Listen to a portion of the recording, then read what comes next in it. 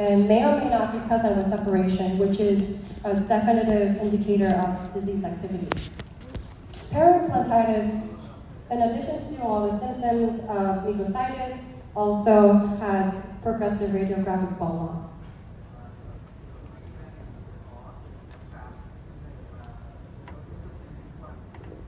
So it is very important to understand the bone remodeling or our implants when we do radiographic evaluations, because some of the bone remodeling may be physiologic versus pathologic. So in the 1900s, the classic literature goes over a lot of the basic concepts of physiologic remodeling. The margin of bone loss, some of the literature says that should not exceed 1.5 millimeters during the first year of function, whereas another consensus report from the Europeans in 1999 says the maximum bone loss should be 2 millimeters between the time of prosthesis installation and 5 years of follow-up. The takeaway, the very basic takeaway from this would be the physiologic remodeling or implant should stabilize at some point. More recent papers focus on looking at the severity and the pattern of bone loss or implant. This was published in 2010, and looking at the bone loss or implants, the average bone loss after first year of loading was about 1.6 millimeters. Some of the implants, however, underwent further remodeling, and they concluded that peri-implant bone loss was characterized by a non-linear progression of bone loss with an accelerating rate.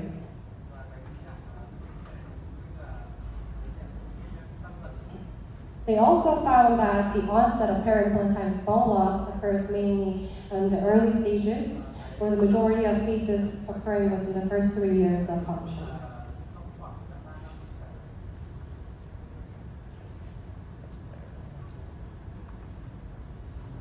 So for probing depths, the sulcus depth of implants are naturally deeper compared to natural teeth. For healthy implants, the sulcus depth on average is 2.6 millimeters, and mucositis about 3.2, and peri-implantitis in about 4.6. It is important to understand that these are just numbers, and what this means is that different conditions around peri-implant soft tissue is statistically different, and probing depth could be used as a parameter to assess the status and the progression of disease, but it should be noted that probing depth should always be used in conjunction with other factors, such as bleeding and probing, to accurately assess disease. So there is no critical probing depth where we can call disease versus health or an implant, because depending on how implants are placed, some implants are intentionally placed deeper, which will yield deeper probing depths, but they may not be accompanied by signs of disease like bleeding and probing or progression of the depth, in which case they're still considered stable and healthy. But one thing to note is that deeper the pocket, the greater chance you have for debris to get stuck and not be able to be flushed out on time, which may put the site at a risk of further inflammation and breakdown. So if you see probing depth greater than or equal to 5 millimeters, then clinicians should be wary of any other signs of disease, check for any progression, monitor very closely, and if needed, you can try to address the pockets, but otherwise you can provide prophylaxis on a regular basis to manage the probing depth.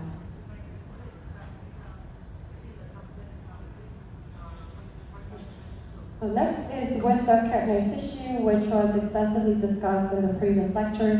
And I have one case to show you in the next coming slides. So for now, I'm going to move on to the next parameter, which is occlusion.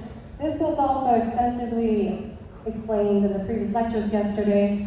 And when things are repeated in lectures, they tend to be the important ones. So I'm going to brush on a few points regarding occlusion. So basically, the implants are fused to the bone, but upon axial loading, they still can undergo some apical movement, but very minimally compared to natural teeth, because teeth will depress upon axial loading due to the cushioning effect of the PDL. It is important to understand occlusion because overload is a predisposing factor for bone loss, and because we lack nerves around implants, it is easier to have excessive loading of implants. Therefore, during recalls for routine care, it is important to catch any signs of parafunctional habits, any premature contacts to avoid having problems with the implants. These are some of the basic physics and biology concepts around dental implants.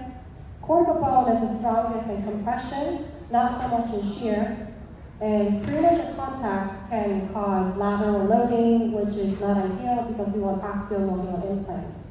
Wider occlusal surfaces can also increase the chance of having non-axial contact, which is also not ideal. These are some of the tips for doing occlusal management. This is by no means a comprehensive list, but I would like to just point out that occlusal guard should be emphasized and should be prescribed for all implant patients, and potentially also multiple relaxants for patients with very strong cheek muscles to minimize having excessive loading of implants.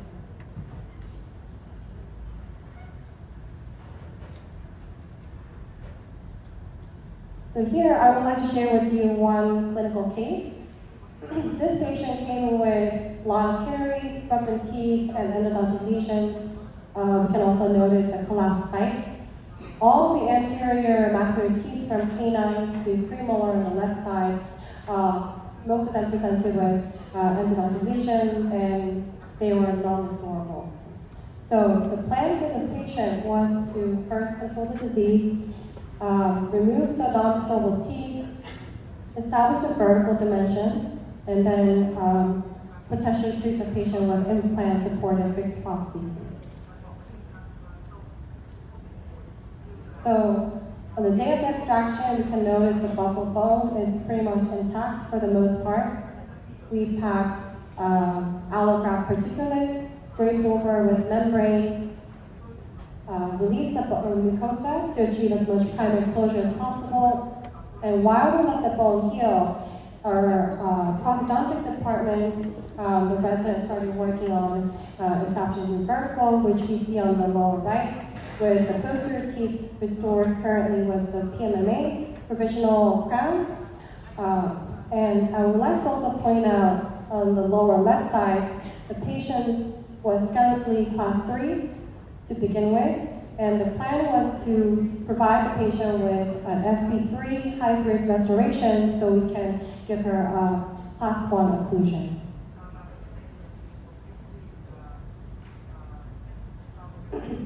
So by the time for implant surgery, it was already about 7 months post extraction and grafting. We used a pilot guide to place the implants. The implants had great stability, parent stability, enough so that we can convert the existing interim RPD to serve as provisional for immediate loading.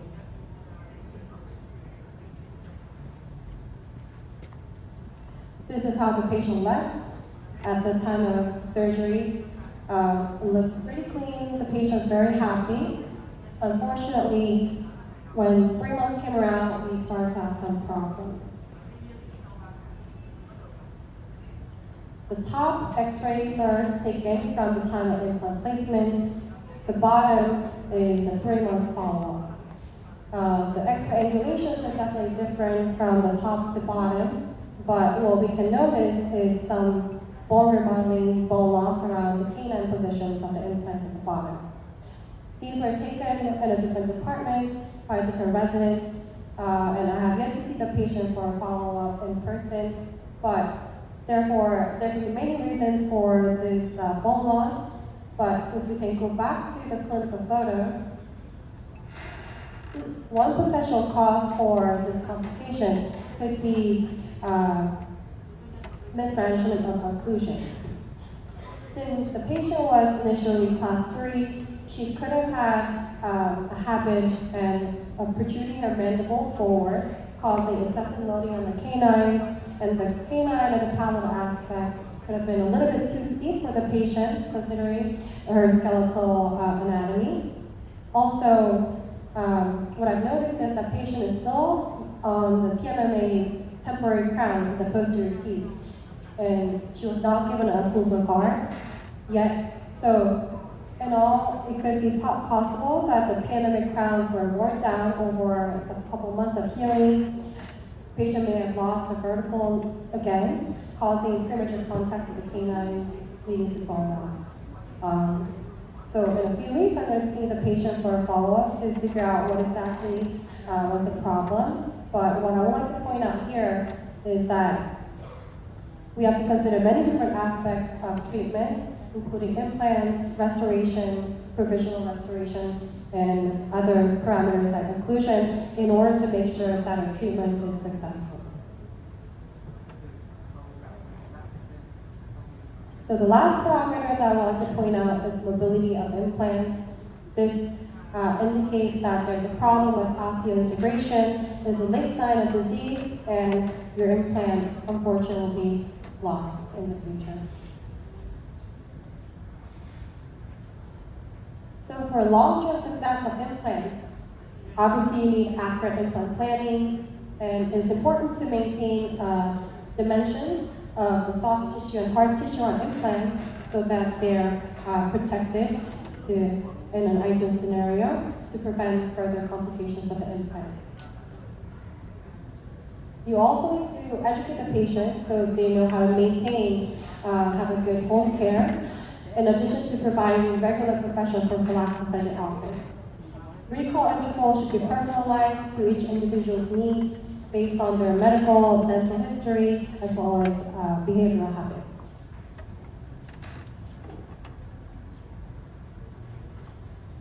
I would like to focus a little bit on the phenotype on implants. These keratinized tissue, gingival thickness, buccal thickness, bone thickness, they were all discussed in the previous lectures. I would like to just point out that these minimum numbers to fulfill each criteria is important because this will be considered to be the ideal long-term protection for the implants. And if we have any deficiencies in any of these parameters, then it is recommended that preventative surgeries are performed to correct for these deficiencies prior to loading the implant.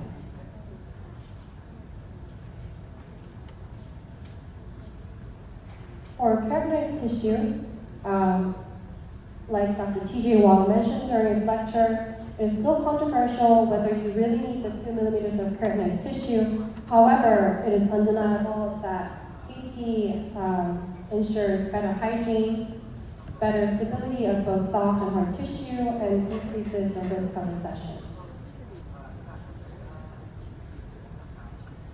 So here is a patient who presented with bleeding in number 22 implants.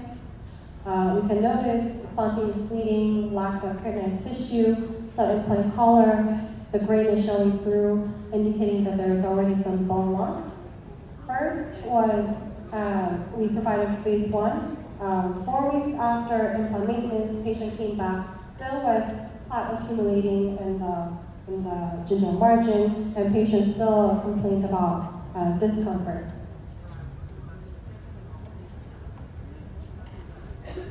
These are the x-rays showing some bone loss, horizontal bone loss in 22 compared to the number 27 implants.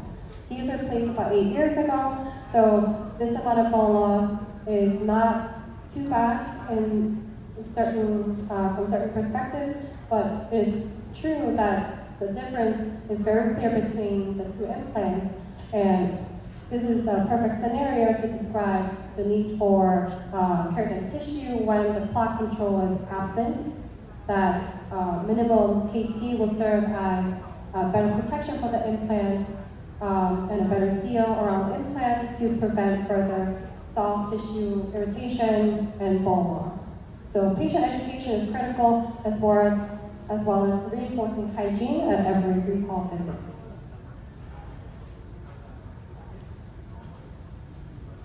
So since the bone loss was horizontal, we determined that vertical augmentation would not be predictable, therefore we chose to do soft tissue augmentation. Instead, we took the palatal tissue from the patient and adapted to the recipient side where we can notice some breadth of the implant showing, which is expected from the bone loss. This is a 1-month post-op showing the apical position of the new mucogingival junction. The tissue is still maturing. We see thicker tissue on the implant and maybe some creeping attachment to cover up the implant collar that was initially showing.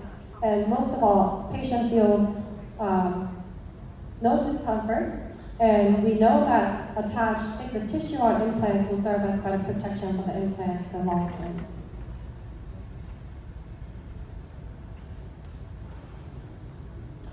So gingival thickness,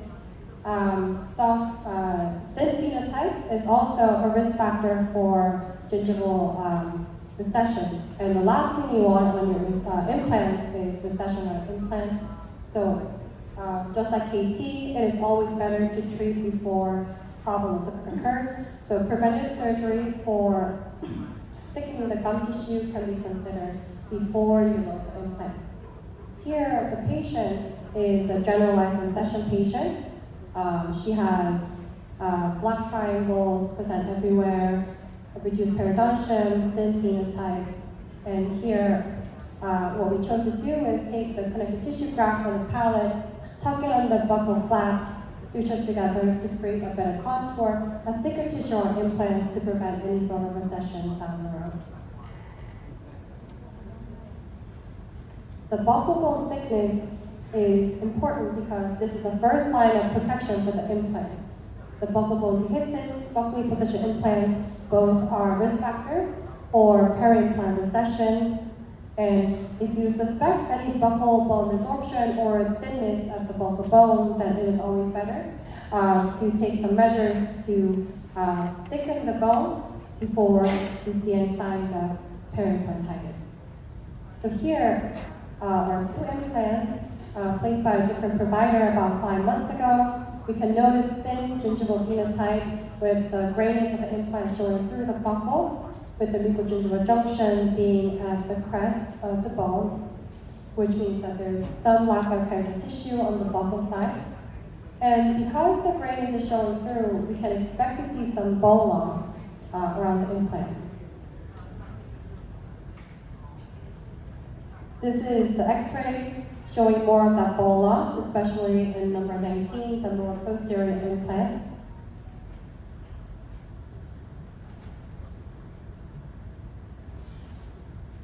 There was a wide band of KT on the lingual side, so we took advantage by lingualizing incision at the distal line angle of the canine. And when we opened up the flap, we, as expected, saw some bone loss in both implants, more so in the back implants. We decorticated the bone to allow for better blood flow to the area so we get a better result. And allograft particulate bone was packed incrementally, graved with collagen membrane, long-lasting collagen membrane, and it's later stabilized with some periosteal stabilizing sutures before closing up. The lingual flap was released from the mylohyoid muscle in order for us to hike up the tissue closer to the crest. As for the buccal flap was equally positioned around the healing abutment so that we can suture the 2 flaps together and get primary closure. This is the X-ray from a 3-month follow-up. We can see that the bone isn't mineralized completely, and for this we have to monitor pretty closely so that we don't lose any signs of relapse of bone loss. As for the internal exam, this is how the patient presented at 3 months. We can note that we have met the criteria for keratinized tissue, for both implants without having done a free gingival graft.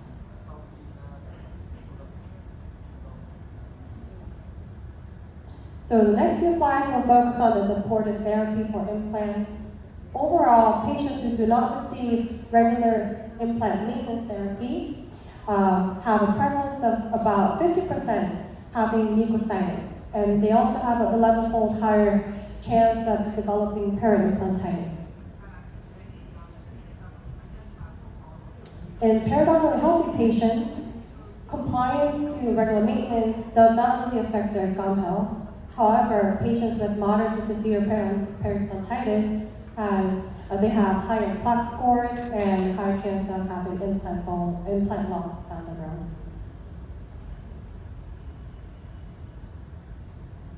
So these are some of the factors that can increase risk for implant failure and implant diseases.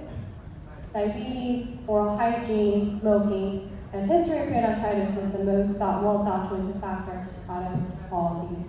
So the reason the recall should be personalized to each individual is that these risk factors can change how you should monitor patients for potential progression and to catch early signs. So before this presentation, I did a little bit of research on Vietnam. The prevalence of smoking worldwide is about 70%. It is about 11% in the USA. In Vietnam, it's about 24%, which is more than the double of the rate for US. Smokers are known to have a much higher likelihood of developing periimplantitis. So the question is, how do you quantify smoking? What is considered bad versus not so bad? It's statistically shown that higher risk for implant failure in patients are seen in smokers who smoke more than 10 cigarettes per day compared to non-smokers. After the duration of smoking, the longer the patient is smoking, then there's a higher risk of having implant failure as well.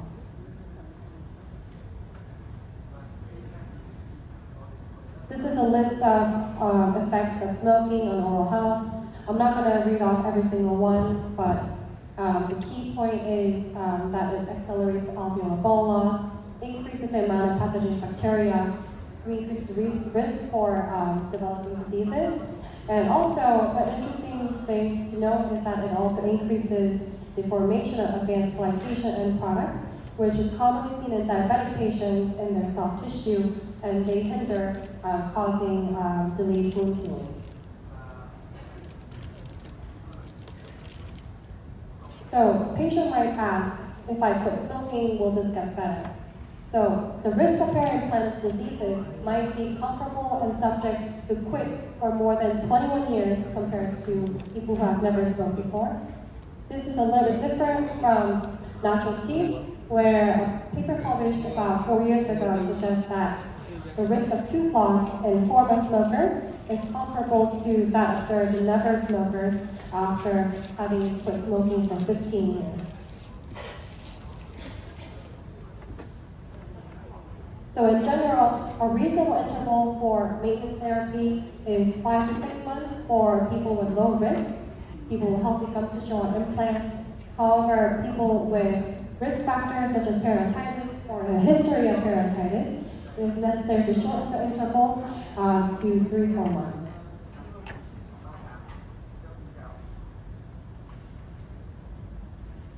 During every recall visit, it is important to reinforce hygiene, modify any behavioral factors to do smoking cessation counseling, and potentially remove and clean prosthesis as needed.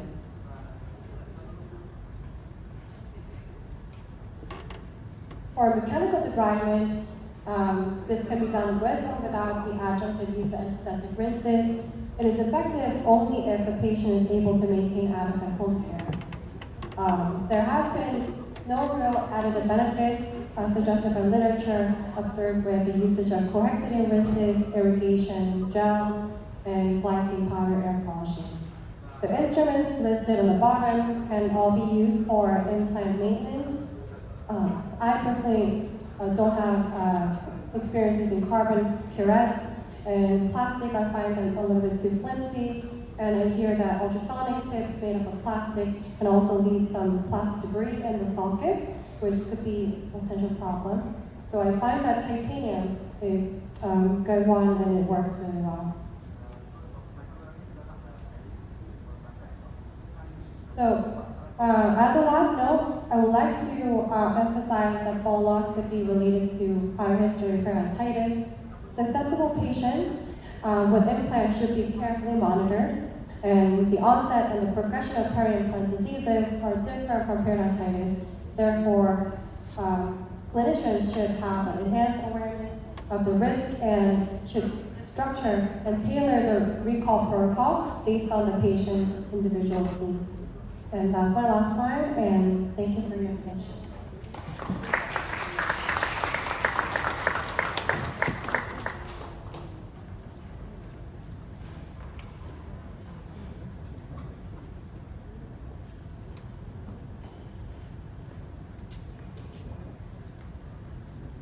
Dr. Coe, thank you very much. Fantastic presentation. There's going to be a second segment of this topic, and instead of taking questions and answers now, we thought that we would wait till the afternoon. After Dr. Kodra is complete with her presentation, we thought we could both have Drs. Coe and Dr. Kodra come up together, and they could provide their feedback on audience questions after the second segment of the presentation.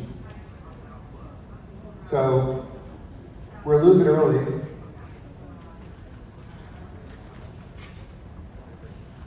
We're going to do a 10-minute break right now, 10-15 minutes, and we'll convene one more time, and we'll do the last segment.